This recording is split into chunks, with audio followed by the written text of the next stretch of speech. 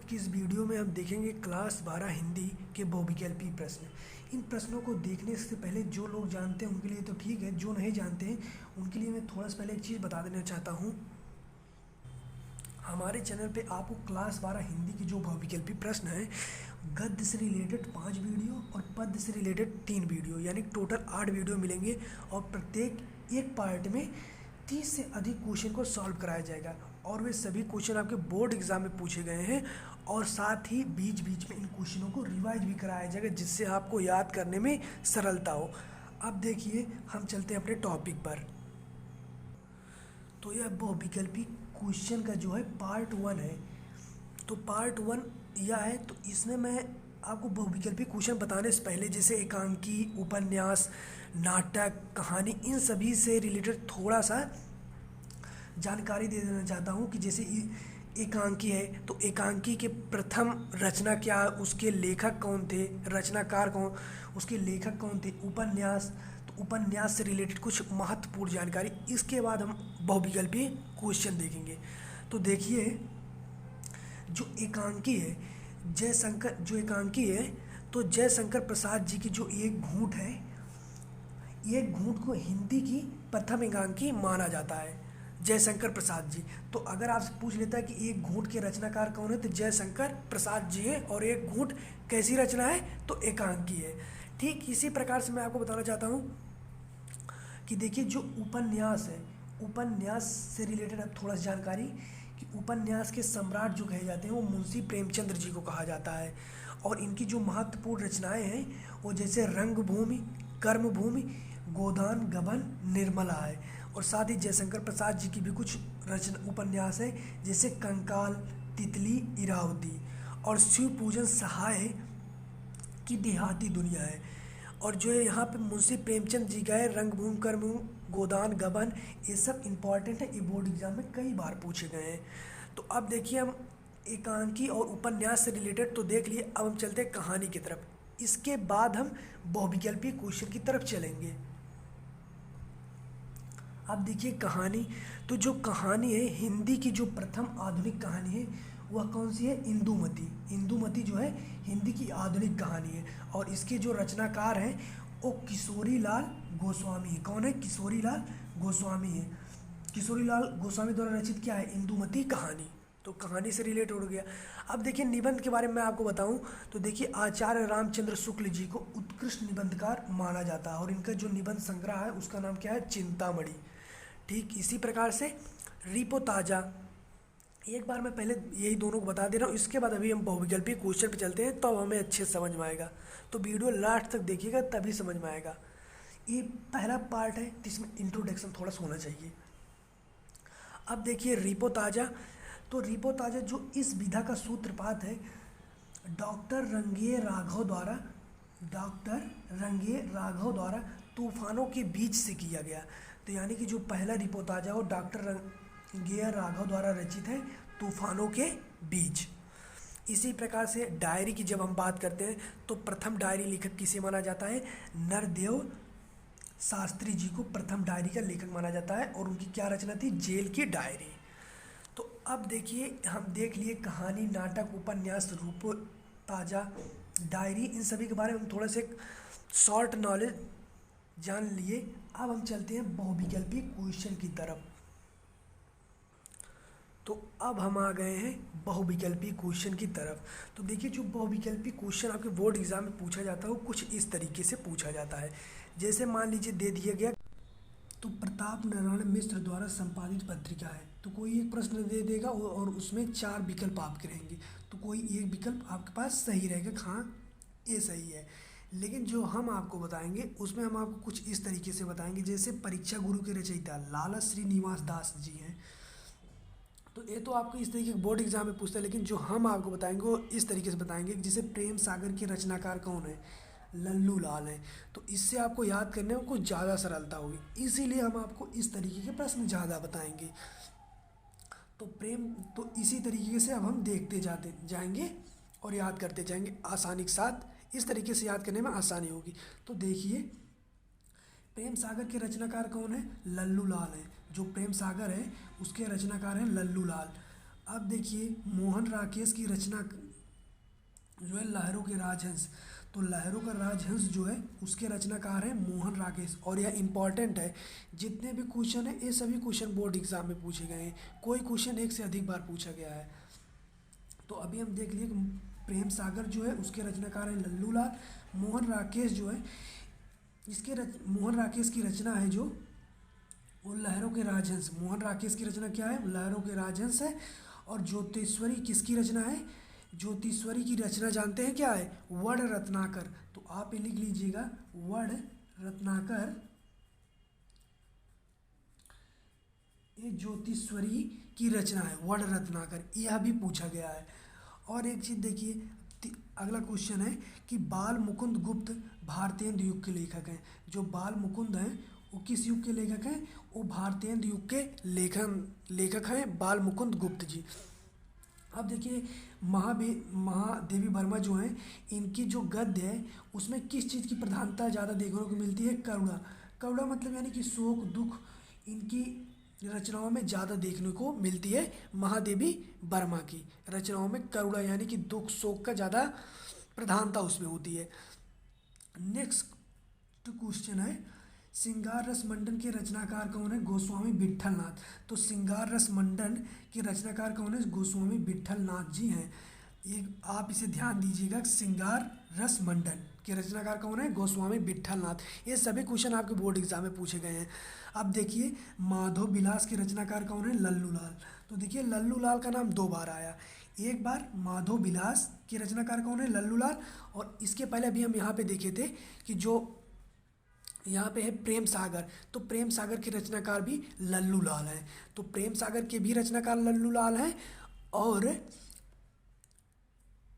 माधव विलास के भी रचनाकार हैं लल्लू लाल। अब हम देखते हैं आगे, शांति निकेतन में हिंदी अध्यक्ष पद पर हजारी प्रसाद द्विवेदी जी थे। जो एक शांति निकेतन है, शांति निकेतन पहले आप जान लीजिए क्या होता है। तो देखिए जो शांति निकेतन है यह एक प्रकार की संस्था है जिसकी स्थापना जो है रविंद्रनाथ टैगोर ने 1901 में की थी।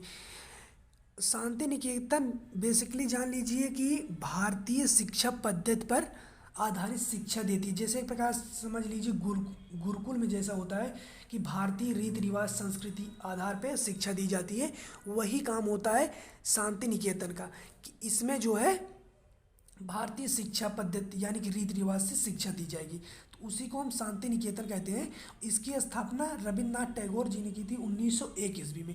तो शांति निकेतन में हिंदी के अध्यक्ष पद पर कौन रहे हैं? हजारी प्रसाद द्विवेदी जी शांति निकेतन में हिंदी अध्यक्ष पद पर रहे हैं। और आप एक चीज़ जान लीजिए, शांति निकेतन की स्थापना रविन्द्रनाथ टैगोर ने की थी 1901 में। और जो गद्य विधा है, गद्य विधा की संख्या कितनी है? 15 है। और कई बार आप में ऐसा क्वेश्चन पूछ लिया जाता है। अब नेक्स्ट क्वेश्चन देखिए कि कोई जैसे आपके लेखक दे दिए, उनका जन्म स्थान दे देगा और पूछेगा भाई एक किसका जन्म स्थान। जैसे मान लीजिए आपसे पूछ सकता है कि आजमगढ़ उत्तर प्रदेश जन्म स्थान किसका है, तो आपके पास 4 विकल्प होंगे। जैसे राहुल संस्कृत्यान दे दिया, हजारी प्रसाद द्विवेदी, महावीर प्रसाद द्विवेदी। तो जो सही रहेगा आपको उसी पे टिक लगाना रहेगा। तो ये जो क्वेश्चन है यह भी पूछा गया है कि आजमगढ़ उत्तर प्रदेश जन्म स्थान किसका है, तो राहुल संस्कृत्यान का है। तो आप एक ही लाइन में याद कर सकते हैं कि आजमगढ़ उत्तर प्रदेश जन्म स्थान राहुल संस्कृत्यान का है। और राहुल संस्कृत्यान जो है इनका वास्तविक नाम क्या था?